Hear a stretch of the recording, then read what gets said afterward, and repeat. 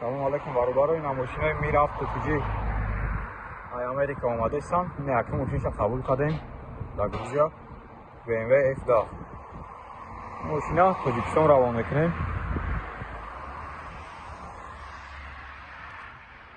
ماشین 10-12 روزه در تاجیکستان میشه این ماشین.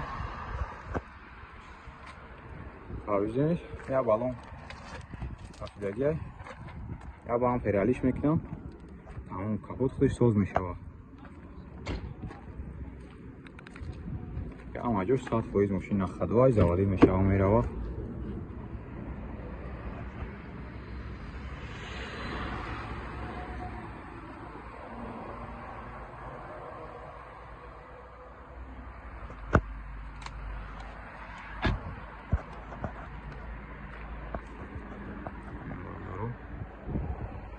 آدم یا در کار باشن آویسین میگیریم روان میکنیم.